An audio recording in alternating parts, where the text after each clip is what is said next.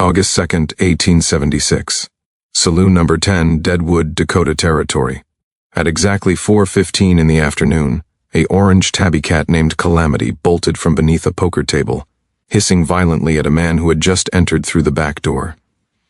The cat's owner, James Wild Bill Hickok, legendary gunslinger and lawman, glanced down at his agitated companion but continued his poker game.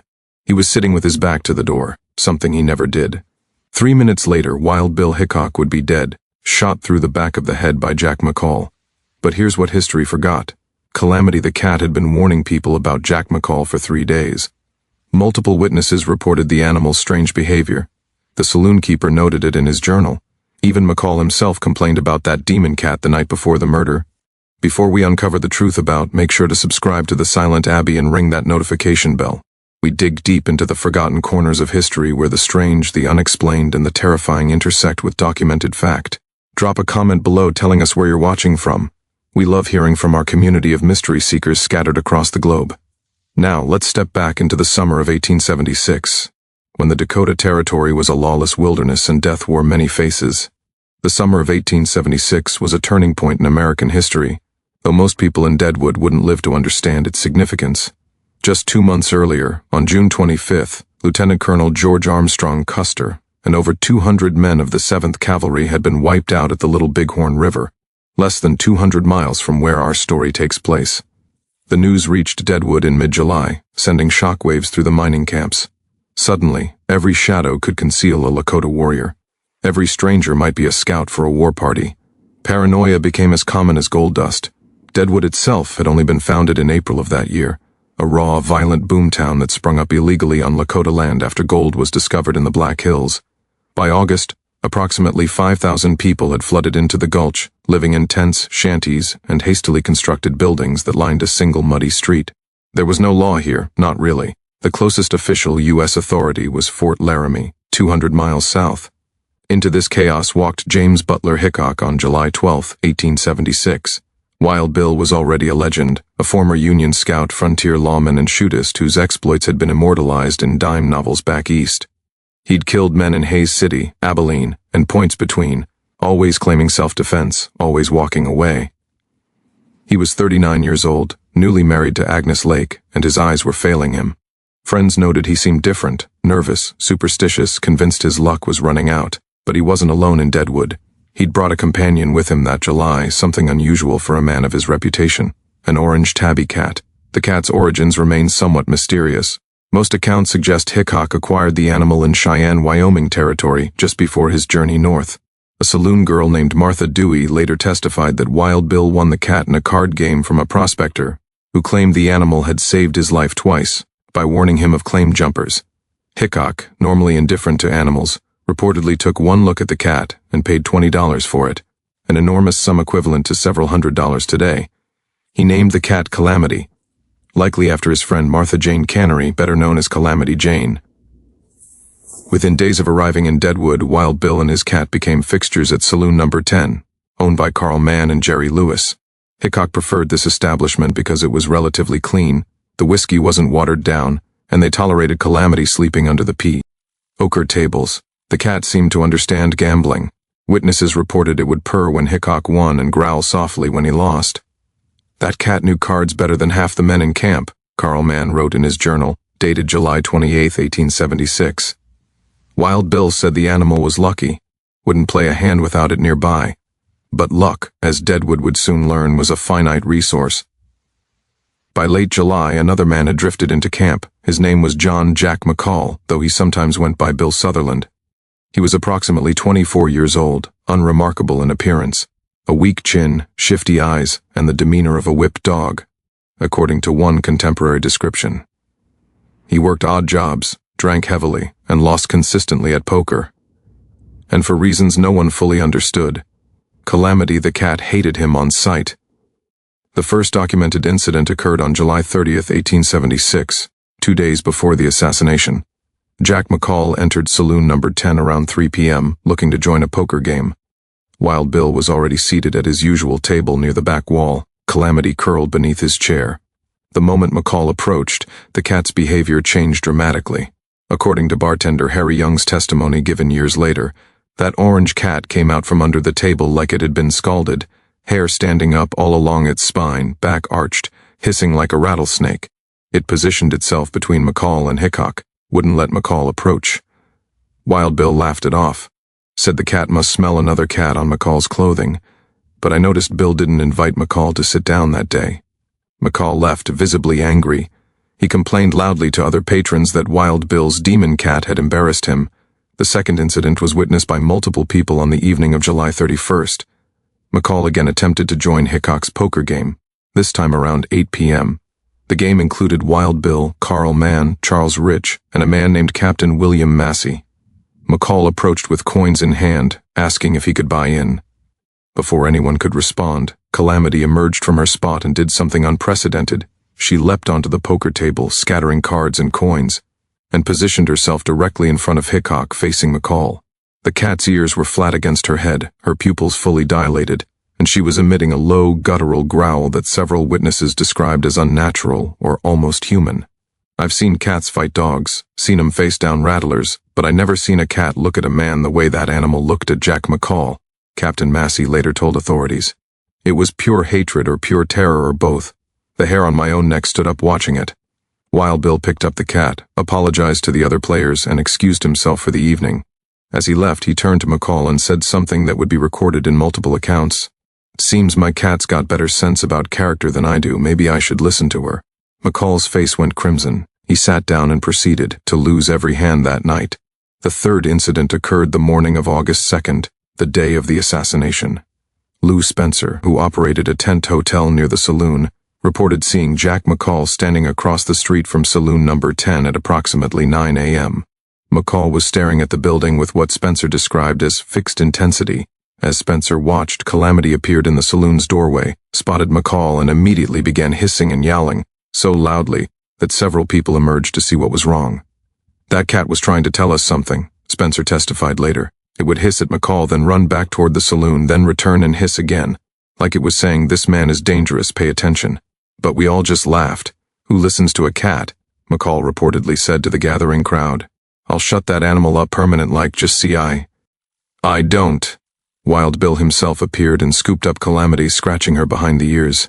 He looked directly at McCall across the muddy street. According to Spencer, Hickok's expression changed, like he suddenly understood something serious. But whatever realization crossed Wild Bill's mind, he didn't act on it. The fourth and final incident occurred inside Saloon number 10 at approximately 4:10 p.m. that afternoon. Wild Bill had been playing poker since early afternoon. Present at the table were Carl Mann, Charles Rich, and a riverboat pilot named Captain William Massey. Hickok was sitting in a chair with his back to the door, the only time anyone could remember him doing so. He'd tried to get his preferred seat against the wall, but Charles Rich had it and wouldn't move. "I should have moved," Rich said years later, his voice breaking. "Bill asked me twice, but I was winning and superstitious about changing seats. That choice haunts me every day." Calamity was sleeping under the table at Hickok's feet. At 4:10 p.m., Jack McCall entered through the back door. Calamity woke instantly. According to Captain Massey's detailed testimony, the cat shot out from under the table like a cannonball and positioned herself between the poker table and McCall, who was approaching from behind. The cat was hissing, growling, and making sounds that Massey described as almost like human screaming. Wild Bill glanced down at his cat but didn't turn around. He was holding two pairs, black aces and black eights, and was focused on his cards. "The cat was practically shrieking," Massey recalled.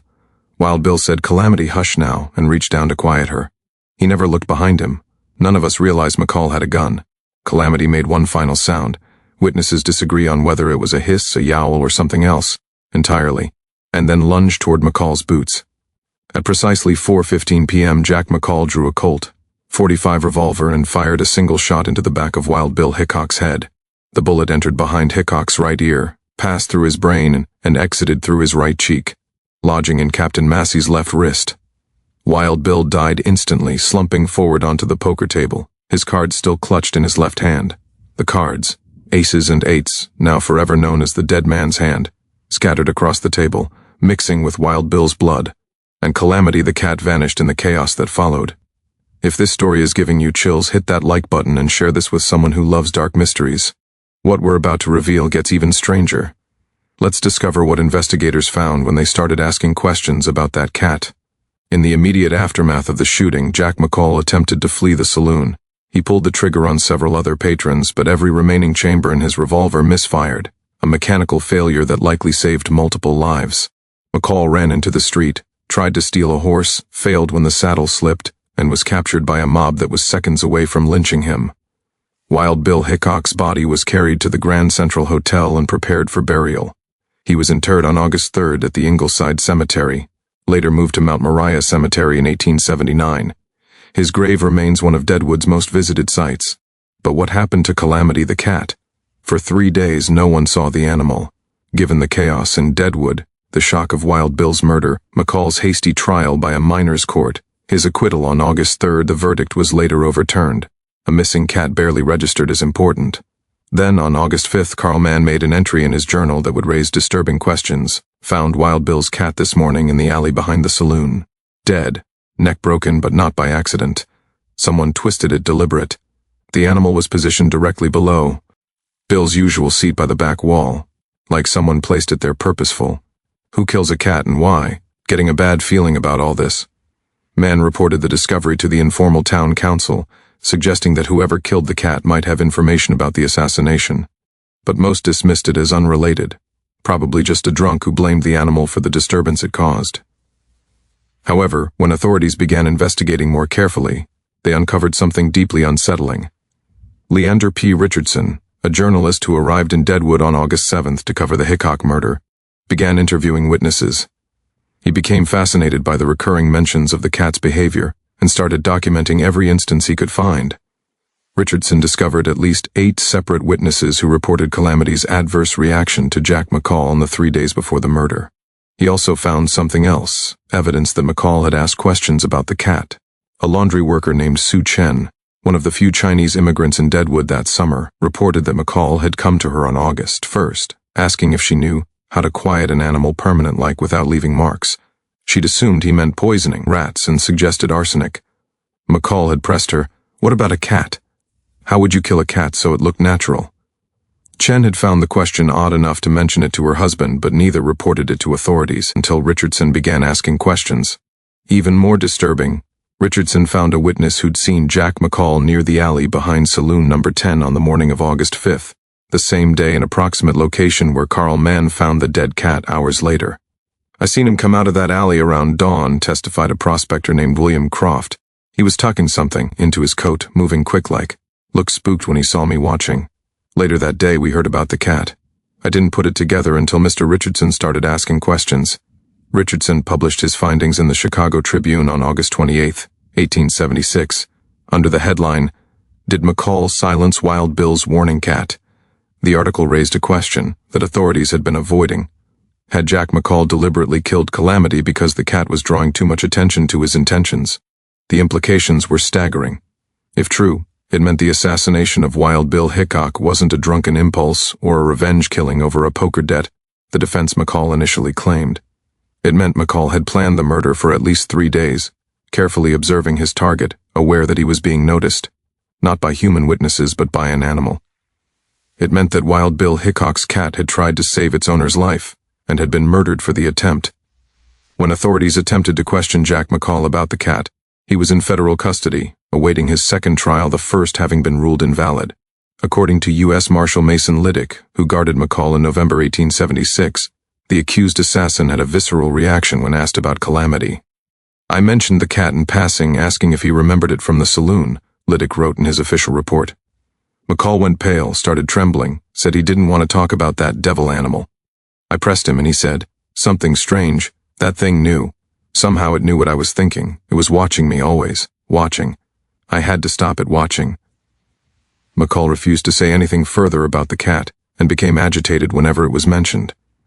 But the most disturbing discovery came from an unexpected source: Jack McCall's jail cell. Jack McCall was held in custody in Yankton, Dakota Territory, awaiting his federal trial, the original minors' court trial having been ruled illegal since Deadwood was on federal land. During his incarceration, guards noted strang behavior that suggested a deteriorating mental state. Deputy Marshal W. H. Llewellyn kept detailed notes about McCall's condition. In an entry dated November 15, 1876, Llewellyn wrote, "Prisoner McCall barely sleeps. When he does, he wakes screaming about cats, claims he hears hissing in his cell, feels something watching him from the shadows. Last night he was found in the corner of his cell claiming an orange cat was sitting on his chest, suffocating him. No cat present. I believe the guilt is driving him mad." But it wasn't just nightmares. McCall began making statements to anyone who would listen, trying to justify what he'd done, not the murder of Hickok, but the killing of the cat. To his defense attorney, D.T. Bramble, McCall explained, "That cat was possessed, I swear it. The way it looked at me wasn't natural. It knew I was planning to kill Hickok and was trying to warn him. I couldn't let it keep doing that. I had to silence it first." This confession created a legal dilemma. McCall had essentially admitted to premeditation, that he'd planned Hickok's murder for at least 3 days, and had taken specific action to eliminate a perceived obstacle to his plan. This directly contradicted his defense strategy, which was to claim he'd killed Hickok impulsively over a gambling debt. The trial began on December 4, 1876, in Yankton. The prosecution, led by Acting Attorney General Robert Pettigrew, called 30 witnesses, including several who testified about Calamity's behavior and McCall's unusual interest in the animal. Carl Mann took the stand and read from his journal, documenting the cat's reactions to McCall. Captain Massey described the final moments before the shooting, emphasizing how the cat had tried to sound an alarm that no one heeded. Sue Chen's testimony about McCall asking how to kill a cat without leaving marks was particularly damaging. The defense tried to dismiss the cat evidence as irrelevant superstition. Bramble argued that a cat's behavior proved nothing about McCall's state of mind or planning. He suggested that McCall's comments about the animal were simply the delusions of a man driven mad by guilt after the fact. But the prosecution countered with a simple timeline. If McCall hadn't planned the murder, why did he inquire about killing cats the day before the shooting? Why was he seen near the location where the dead cat was found? Why did the cat's neck show signs of deliberate, human-inflicted violence rather than accident or natural causes? The jury deliberated for 1 hour and 40 minutes. They found Jack McCall guilty of murder. Judge Granville Bennett sentenced him to death by hanging. The execution was scheduled for March 1, 1877 in Yankton. As McCall was led from the courtroom, he made one final statement that was recorded by multiple journalists present. "That cat cursed me. From the moment it first saw me, it cursed me. Killing it didn't help. It's still watching me. I see it every night." The months between sentencing and execution were marked by McCall's continued mental deterioration. Guards reported he would wake up screaming, claiming to see an orange cat in his cell. He scratched marks into the wall that appeared to be attempts at warding off the animal. He stopped eating, claiming the cat was poisoning his food. A frontier psychiatrist, Dr. Joshua Thorne, examined McCall in February 1877 and filed a report suggesting the prisoner was experiencing guilt-induced delusions and possible nervous fever. However, Dr. Thorne also noted something peculiar. The prisoner describes the cat with such specific detail: the pattern of orange and white fur, the notch in its left ear, the amber color of its eyes, that I asked the saloon keeper, Mr. Mann, to confirm these details. Every description matches precisely. Yet McCall claims to have barely noticed the cat before the murder. How does he know these details? Has he been obsessively studying the animal in his mind? Or is something else occurring that defies rational explanation? No one could answer Dr. Thorne's question. On the morning of March 1, 1877, Jack McCall was led to the gallows in Yankton. Approximately 300 people gathered to witness the execution. McCall had declined religious counsel and refused to make a final statement. But as the noose was placed around his neck, witnesses reported that McCall's eyes suddenly widened, focused on something at the edge of the crowd, and he whispered 2 words, "There it is." Several witnesses looked in the direction of McCall's gaze but saw nothing unusual, just the crowd of spectators. The trap door opened at 10:15 a.m. Jack McCall dropped 6 feet and died of a broken neck. He was 25 years old. But the story didn't end there. In the days following the execution, strange reports began circulating in Yankton. Multiple residents claimed to have seen an orange cat near the site of the gallows. The cat would appear at dawn and dusk, sitting perfectly still, watching the location where McCall had died. A local carpenter named Thomas Whitaker tried to approach the cat on March 4th. "It looked exactly like the descriptions of Wild Bill's cat from Deadwood," he reported. "Same orange color, same notch in the ear. But when I got within 10 feet, it vanished. Didn't run. Vanished. One second it was there, next second it wasn't." Similar sightings continued for approximately 2 weeks, then stopped. When authorities in Deadwood were informed of these reports, Carl Mann made a curious entry in his journal on March 18, 1877. Word reached us about McCall's hanging and the cat sightings in Yankton. Some of the boys think I'm crazy, but I went to where we buried Calamity in the alley behind the saloon. The grave was undisturbed, but there were fresh cat prints in the mud around it. Small, four-toed prints. I followed them. They led to Wild Bill's grave at Mount Moriah, circled it 3 times, then disappeared at the base of his headstone. I don't pretend to understand it, but I hope wherever Bill is, his cat found him again. The official disposition of the case was straightforward. Jack McCall murdered Wild Bill Hickok in a premeditated assassination and was executed for the crime. The cat was a curiosity, a footnote in history, but those who investigated closely knew better. The murder of Wild Bill Hickok and the strange case of Calamity the cat had ripple effects that extended far beyond Deadwood and far beyond 1876. First, it changed how American law enforcement approached the concept of premeditation and evidence of planning. During the McCall trial, prosecutors successfully argued that his actions regarding the cat, seeking information about killing it, being seen near where it was found dead, constituted evidence of a planned murder. This was one of the earliest American cases where circumstantial evidence of planning, not involving the actual victim, was used to prove premeditation. Legal scholars have noted that United States v. McCall, 1876, established precedent for using preparatory actions against obstacles as evidence of criminal intent. This principle has been cited in dozens of subsequent murder cases where defendants took actions to eliminate witnesses, security systems, or other impediments to their crimes. Second, the case sparked a broader conversation about animal behavior and human perception of danger. In the months following Wild Bill's death, newspapers across the country published articles about animals that had warned their owners of danger. The New York Times ran a piece titled, "Do Animals Perceive Human Intentions?" in September 1876, citing the Deadwood cat case alongside other anecdotal evidence. While these articles were largely speculative and unscientific by modern standards, they represented an early public acknowledgement that animal behavior might serve as a warning system for threats that humans failed to consciously recognize. Modern psychological research has validated some of these intuitions. Studies have shown that animals, particularly dogs and cats, can detect subtle changes in human behavior, body language, and even chemical signatures, stress hormones that humans consciously miss.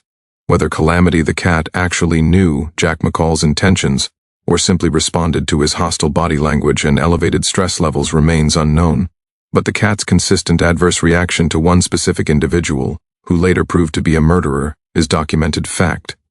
Third, the case became a cautionary tale about ignored warnings in frontier communities. In the years following Wild Bill's death, multiple witnesses expressed guilt and regret about not taking Calamity's behavior more seriously. Carl Mann's journal entries from 1877 to 1879 repeatedly returned to this theme. If we had been more attentive, if we hadn't dismissed it as just a cat, if someone had warned Wild Bill, this collective regret influenced Deadwood's development as a community. When the town established its first formal law enforcement in 1877, the marshal's office implemented a policy of investigating all credible threats, regardless of source. While this didn't specifically mention animals, the spirit of the policy, taking seriously warnings that might seem unconventional, was directly influenced by the Hickok case. Fourth, the story impacted how Wild Bill Hickok himself was remembered. Initially, Hickok's death was portrayed as the inevitable end for a violent man living by the gun, a morality tale about frontier justice. But as the details about Calamity emerged, the narrative shifted. Here was a man whose instincts had kept him alive through countless dangerous situations, who was finally killed when he ignored a warning from his most loyal companion. The poet Joaquin Miller wrote in 1877, "Wild Bill died not because his skills had failed, but because his trust had shifted. He trusted cards over cats, luck over loyalty. In this he was more human than legend."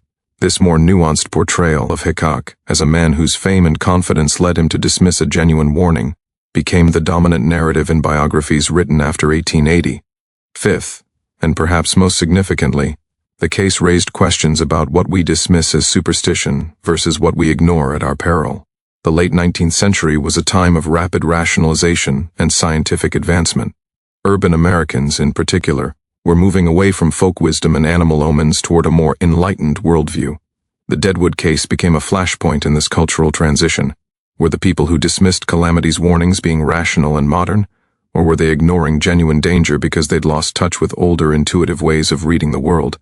Dr. Joshua Thorne, the psychiatrist who examined Jack McCall, wrote extensively about this question in his 1880 book Frontier Psychology, The Mind Under Stress. In a chapter titled The Wisdom We Dismiss, he argued, the citizens of Deadwood saw a cat behaving unusually toward a specific individual and chose to laugh rather than investigate. This was not rationality, it was social conditioning. True scientific thinking would have asked, why is this animal behaving this way? What is it responding to that we cannot consciously perceive? Instead, they dismissed a pattern of behavior that proved accurate and prophetic. How many other warnings do we ignore because they don't fit our expectations of how truth should present itself? Thorne's work influenced early behavioral psychology and animal cognition research in the United States. Finally, the case spawned a subgenre of Western folklore about protective animals and revenge from beyond the grave. Stories about Calamity the cat appearing near sites of violence, warning people of danger, or haunting those who harm animals became common in late 19th century frontier communities, while most were clearly fabricated. They served a social function. They reminded people to pay attention to signs of danger, even unconventional ones. The most persistent legend claims that an orange cat with a notched ear appears in Deadwood whenever violence is about to occur. Staff at Mount Moriah Cemetery have reported occasional sightings, though none have been photographed or verified. Whether these sightings represent genuine paranormal activity, misidentified local cats, or simply the power of suggestion is impossible to determine. What is certain is that the legend persists nearly 150 years after the events of August 1876. On Wild Bill Hickok's gravestone at Mount Moriah Cemetery, visitors still occasionally leave cat toys, cat treats, and small statues of orange cats. These offerings appear year-round, placed by people from around the world who've heard the story of Calamity and come to honor the loyalty of an animal that tried to save its owner's life. The most touching tribute appeared in 2016, on the 140th anniversary of Wild Bill's death. Someone placed a small bronze plaque near his grave that reads, "In memory of Calamity, a faithful companion who saw the danger when humans could not. May we all learn to listen to those who love us, even when they speak in languages we don't expect." The plaque remains there today, a reminder that sometimes the most important warnings come from the most unlikely sources. What do you think drove Jack McCall to such acts? Was he simply a desperate criminal who panicked when he thought a cat might draw attention to his plans? Or was something deeper at work? A man driven to paranoia by guilt, who saw in an animal's natural instincts something supernatural and threatening. And what about Calamity herself? Was she simply responding to subtle behavioral cues that humans missed? Or do animals possess some form of perception we don't yet understand? Leave your theories in the comments below. Our community has some of the most thoughtful perspectives on historical mysteries, and I'm genuinely curious what you make of this case. If you're fascinated by these lost chapters of American history where the documented facts are stranger than fiction, subscribe to The Silent Abbey. We dig deep into the archives every week to bring you stories that history textbooks overlooked. Hit that notification bell so you don't miss our next investigation into the darker corners of the past. Until then, remember, sometimes the truth isn't found in official records or grand testimonies. Sometimes it's found in the behavior of a cat who saw danger when no one else could. See you in the next video.